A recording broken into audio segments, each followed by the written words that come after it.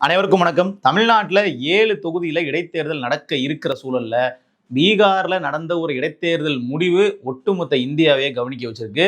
ஆளுங்கட்சி எதிர்கட்சி இந்த 2 கட்சியும் இல்லாம புதுசா ஒரு மாற்று அரசியல் பேசி ஒரு கட்சி இடைத்தேர்தலில் ஜெயிச்சிருக்கு.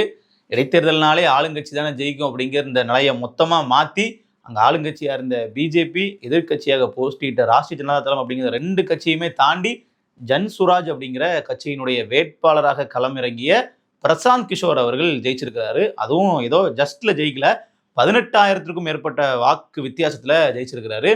இதே பிரசாந்த் கிஷோர் அவர்கள் நடந்து முடிந்த பீகார் சட்டமன்ற தேர்தலில் 238 தொகுதியிலையும் தனித்து நின்றாரு. 238 வேட்பாளர்களை போட்டாரு. இவர் போட்டியிடல, நான் போட்டியிட்டேன் அப்படின்னா ஒட்டுமொத்த தொகுதியையும் ஃபோக்கஸ் பண்ண முடியாதுன்னு சொல்லிட்டு இவர் பிரச்சாரம் பண்ணாரு. அப்படி பிரச்சாரம் பண்ணி இவர் எடுத்த வாக்குகள் அப்படிங்கிறது 3 விழுக்காடு. மொத்தமாவே 238 தொகுதிகளையும் போட்டியிட்டு 3 விழுக்காடு வாக்கு தான் வாங்கியிருக்கிறாரு. ஆனா இந்த இடைத்தேர்தலில் அவர் வெற்றி பெற்று சட்டமன்றத்துக்குள்ளேயே போயிட்டார். இப்போ இப்படி ஒரு சினாரியோ அப்படிங்கிறது இதற்கு முன்னாடி நடந்திருக்கு அப்படின்னா ரொம்ப ரொம்ப ரேரான சினாரியோ. இது எப்படி சிங்கிள் டிஜிட்ல வாக்குகள் எடுத்த ஒரு கட்சியினுடைய தலைவர் இந்த அளவிற்கு ஆளுங்கட்சியவே மிஞ்சி அதிகப்படியான வாக்குகள் எடுக்க முடியும் அப்படின்னு கேட்டீங்கன்னா, பிரசாந்த் கிஷோர் அவர்கள் போட்டியிட்டு வெற்றி பெற்ற தொகுதி அப்படிங்கிறது ஏதோ ஒரு சாதாரண தொகுதி இல்லை. அதாவது பாஜகவினுடைய கோட்டை அப்படின்னு அழைக்கப்பட்ட ஒரு தொகுதி. அதாவது அந்த பங்கிப்பூர் தொகுதி 9 முறைக்கும் மேல இப்போ பாஜகவினுடைய தேசிய தலைவராக உள்ள நிதின் நபின் அவர்கள் நின்று வெற்றி பெற்ற தொகுதி. 9 தடவையும் அவர் தான் எம்எல்ஏ வந்திருக்கிறாரு. சரி, இப்போ அவருக்கு முன்னாடி அதுவும் பிஜேபி தான். மொத்தமா கணக்கு பண்ணி பார்த்தீங்கன்னா 30 வருஷமா ஒரு தொகுதியை பிஜேபி தங்களுடைய கட்டுப்பாட்டில் வச்சிருக்காங்க. அவர்களே தொடர்ச்சியா ஜெயிச்சுட்டு வராங்க. அந்த தொகுதியில போட்டியிட்ட முதல் முறை வேட்பாளராக களமிறங்கிய பிரசாந்த் கிஷோர் அவர்கள் ஜெயிக்கிறாரு. எல்லாராலையுமே ஒரு அதிர்ச்சிக்குள்ளாக இருக்க முடியல. எப்படி சாத்தியமாச்சு அப்படிங்கிறது யாருக்கும் புரியவே இல்லை. பிஜேபி யாரை நிப்பாட்டினாலும் ஜெயிக்கலாம் அப்படின்னு சொல்லிட்டு நீரஜ் சின்ஹா அப்படிங்கிற ஒரு நபரை நிப்பாட்டுறாங்க.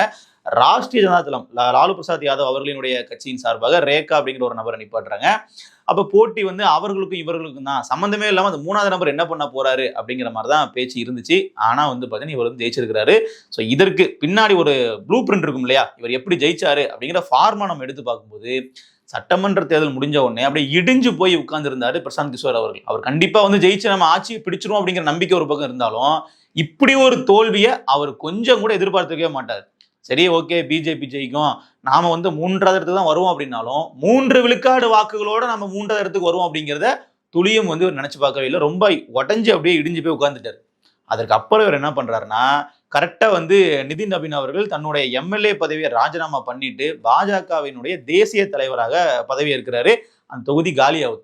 தொகுதி காலியாகுதுன்னு தெரிஞ்ச அடுத்த கணமே பாத்தீங்கன்னா அந்த தொகுதியை ஃபோக்கஸ் பண்ணி வேலை பார்க்க ஆரம்பிச்சிடுறாரு.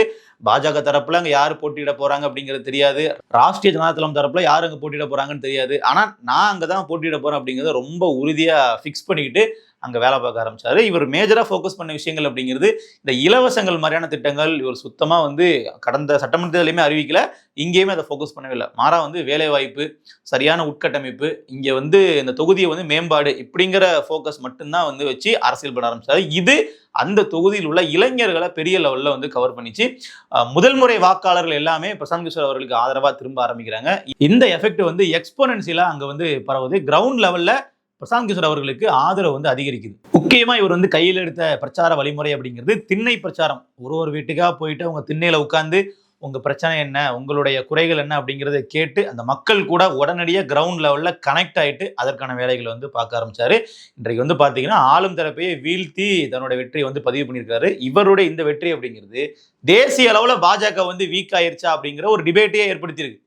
ஒரே ஒரு இடைத்தேர்தலில் ஒரு ஆளுங்கட்சி தோக்குது அப்படின்னாலே அந்த ஆளுங்கட்சிக்கு எதிரான மனநிலை உருவாயிருச்சு அப்படிங்கிறத மக்கள் மனதில் பதிய வைக்க முடியும். அப்படின்னா அது அப்படியே நீங்க தமிழ்நாட்டில் பொருத்தி பாருங்க. இங்கேயும் நாம் தமிழர் கட்சிக்கான ரிசல்ட் அப்படிங்கிறது பிரெட்டி மச் சேம் தான்.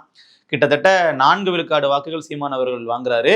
4 விழுக்காடு வாக்குகளை வச்சுக்கிட்டு எப்படி ஒரு இடைத்தேர்தலை ஜெயிக்க முடியும் அப்படிங்கிற விஷயத்த ஆளும் தரப்பு கேட்கலாம். இப்போ சமீபத்தில் ஆதவ் அர்ஜுனா அவர்கள் எடுத்த சர்வேல கூட எல்லா தொகுதிகளிலையும் தாவேகா வெற்றி பெறுவதற்கான வாய்ப்பு இல்லை, ஒரு சில தொகுதிகளில் சிக்கல் இருக்கு அப்படிங்கிறது தான் அவர்கள் தலைமைக்கு தெரியப்படுத்திருக்கக்கூடிய செய்தி. அப்படி பார்க்கும்போது அந்த தொகுதிகளில் டஃப் கொடுக்க போற ஒரு முக்கியமான வேட்பாளராக சீமானவர்கள் இருப்பார்ன்றதுல மாற்றுக்கிறதே இல்லை. ஒரு பொது தேர்தல் அப்படிங்கிறது நிச்சயமா யார் முதலமைச்சர் அப்படிங்கிறது தேர்ந்தெடுக்கக்கூடிய ஒரு தேர்தலாக இருக்கும்.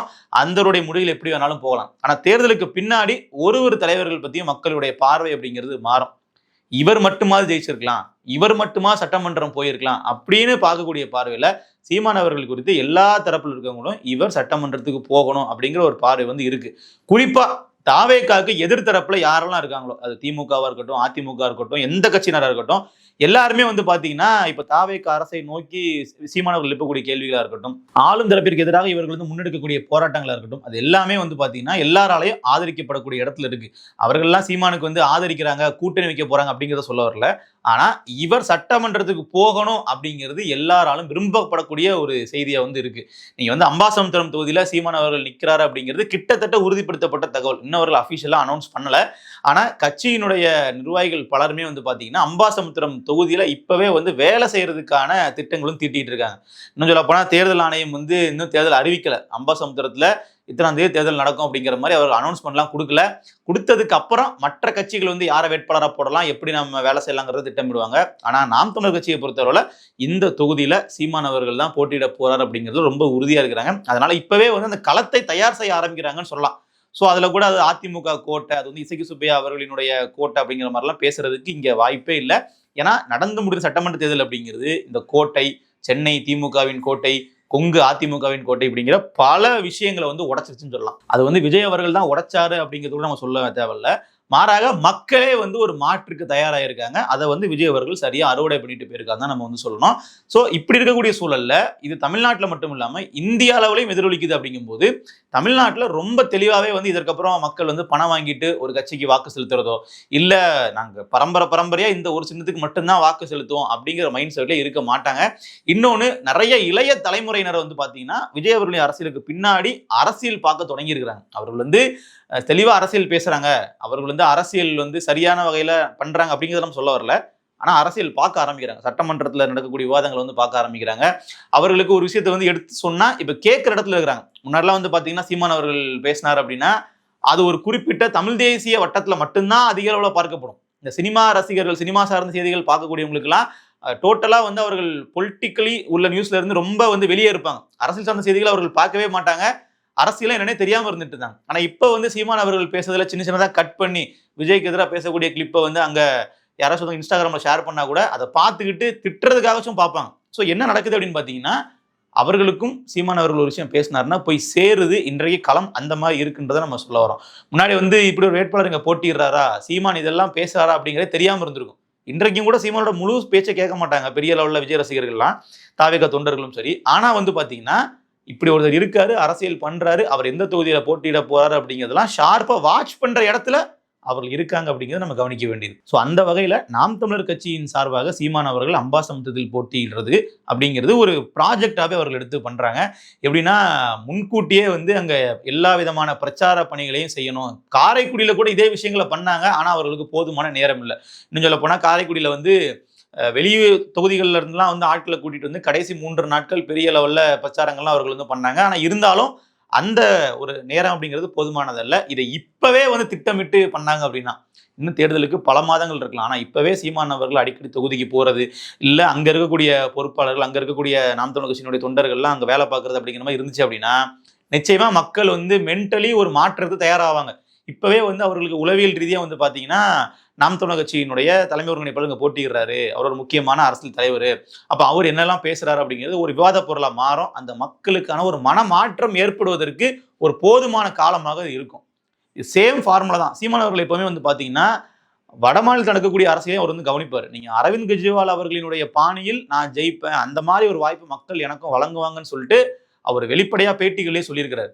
நீங்க எப்படிங்க நீங்க வந்து ஒற்றை இலக்கத்துல இருக்கீங்க, எப்படி நீங்க கூட்டணியே இல்லாம ஒரு ஆட்சியை பிடிப்பீங்க அப்படின்ற கேள்வியெல்லாம் முன்வைக்கப்படும் போது, ஏன் டெல்லியில அரவிந்த் கெஜ்ரிவால் ஜெயிக்கலையா, ஆம் ஆத்மி கட்சி ஜெயிக்கலையான்னு சொல்லி சீமான் அவர்கள் எதிர்கேள்வி எழுப்புவார். அப்ப இன்றைக்கும் பாத்தீங்கன்னா அதே நிலைமை தான். அப்ப பிரசாந்த் கிஷோர் அவர்கள் 3 விழுக்காடு வாக்குகள் தான் மொத்த தொகுதியிலையும் போட்டி போட்டு வாங்கியிருந்தாலும் அவர் வந்து இடைத்தேர்தலில் தனியா நின்று ஜெயிச்சிருக்காரு, கூட்டணி வைக்கல. இப்ப வந்து பாத்தீங்கன்னா பிஜேபிக்கு எதிராக எதிர்கட்சிகள் கூட சேர்ந்து அவர் வந்து கூட்டணி போய் ஜெயிக்கல, அங்க பொது வேட்பாளரால் நிக்கல. அங்கேயும் வந்து ஒரு 3 முனை போட்டி நடக்குது, இவர் தனியா நிக்கிறாரு, ஜெயிக்கிறாரு. அதற்கு காரணம் என்ன? களப்பணி. ரொம்ப நாளைக்கு முன்னாடியே அவர் வேட்பாளராக இவர் தான் நிற்க போறாருங்கிறத முடிவு பண்ணி அங்கே இறங்கி களப்பணி பண்ணி ஜெயிச்சிருக்கிறார். ஸோ மக்கள் வந்து மாற்றத்துக்கு தயாராக இருக்கிறாங்க. நாம் தமிழர் கட்சி வந்து இப்போ தனிப்பட்ட முறையில் நம்ம சில நிர்வாகிகள்கிட்ட பேசும்போதே அம்பாசமுத்திரம் தொகுதியில் முன்கூட்டியே வேலையை ஆரம்பிக்கிறதுக்கான திட்டங்கள்லாம் இருக்குன்றதை பேசுகிறாங்க. அவர்கள் அதே மாதிரி தெளிவாக வந்து திட்டமிட்டு பண்ணாங்கன்னா திமுக ஆதரவு வேணும், அதிமுக ஆதரவு வேணுங்கலாம் தேவையே இல்லை. மக்கள் வந்து பார்த்தீங்கன்னா இவர் சட்டமன்றத்துக்கு அனுப்பலாம் அப்படிங்கிற ஒரு முடிவு எடுத்துட்டாங்கன்னா கண்டிப்பாக வந்து இடைத்தேர்தலில் ஜெயிக்கிறதுக்கான வாய்ப்புகள் இருக்குது. ஏன்னா இன்றைக்கு நிலைமையில எல்லாமே சாத்தியம்தான். இங்கே வந்து ஒரு தனிநபருக்கான வாக்குகள் அப்படிங்கிற மாதிரிலாம் இங்கே பெரிய லெவலில் யாருமே தக்க வைக்க முடியாது. இசக்கி சுப்பையா அவர்கள் அங்கே நின்னாலே திருப்பி அவர் தான் ஜெயிப்பாராங்கிறது பெரிய கேள்விக்குறி. காரணம் என்னன்னா இரட்டை இலையில் அவருக்கு விழுந்த வாக்குகளே மறுபடியும் அவருக்கு வந்து விழாது. இவர் வந்து நம்மளை ஏமாத்திட்டு போயிட்டாரு, பதவிக்காக நம்மளை வந்து கைவிட்டுட்டு போயிடுவாரு அப்படிங்கிற மனநிலை தான் இப்போ அவர் மேலே மக்களுக்கு இருக்கும். ஸோ இதெல்லாம் சாதகமாக பயன்படுத்தி சீமான் அவர்கள் தொடர்ச்சியாக களப்பணி செய்ய ஆரம்பிச்சாருன்னா எப்படி பிரசாந்த் கிஷோர் அவர்கள் பீகார்ல பங்கிப்பூர்ல ஜெயிச்சாரோ அதே மாதிரி அம்பாசமுத்திரத்தில் ஜெயிக்க முடியும். பொறுத்திருந்து பார்ப்போம் என்ன நடக்குதுன்னு. நன்றி.